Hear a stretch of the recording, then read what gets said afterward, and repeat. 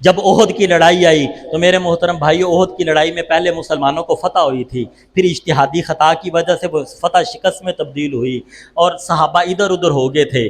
چند صحابہ جو اس وقت رسول اللہ صلی اللہ علیہ وسلم کے ساتھ تھے، ان میں عمر فاروق رضی اللہ تعالیٰ عنہ تھے، کٹھے ایک پہاڑ کی اوٹ میں بیٹھے ہوئے تھے۔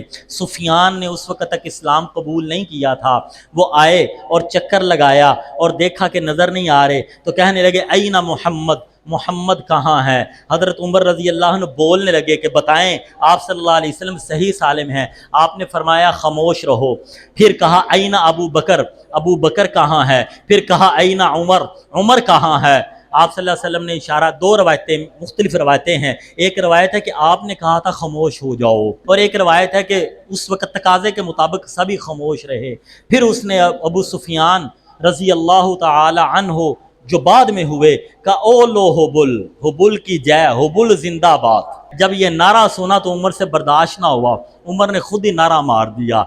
دوسری روایت یہ ہے کہ حضرت محمد صلی اللہ علیہ وسلم نے فرمایا عمر ہون چپ نہیں کرنا، اب بتا ہم کہاں ہیں اور ان کو جواب دے۔ تو پھر اس وقت حضرت عمر رضی اللہ تعالیٰ نے کہا اللہ اعلی و اجل، حبل زندہ نہیں، حبل زندہ باد نہیں، اللہ زندہ باد۔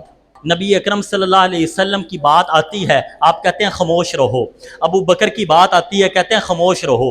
عمر کی بات آتی ہے، کہتے ہیں خاموش رہو۔ لیکن جب رب کی بات آتی ہے تو نہ عمر خاموش رہتا ہے نہ محمد خاموش رہنے دیتا ہے۔ میرے نبی اپنے عمل سے یہ بتانا چاہ رہے ہیں اب تمہاری زندگی کے اندر تمہیں برداشت کرنا کچھ پڑے، سہنا پڑے سہ جاؤ، نیچے ہونا پڑے ہو جاؤ، جھکنا پڑے جھک جاؤ۔ کوئی نعرے مارتے اپنے بارے میں اپنی شان کرنے دو، تمہیں کوئی کم تر سمجھتا ہے خاموش ہو جاؤ، لیکن جب بات اللہ کی توحید کی آ جائے پھر کوئی رشتہ نہیں تو کوئی حکمت نہیں۔ پھر یہ نہیں ڈرنا اج توحید عمر فاروق مسجد قباء وچ بیان کر دے گا کہ اگلے ہفتے ساتھی نہیں آؤں دے، کوئی بھی نہ آئے، کوئی گل نہیں۔ اللہ کی توحید بیان کرنی چاہیے، اس لیے کہ یہ توحید ہی ہے جو عمر بن خطاب کو عمر فاروق بناتی ہے۔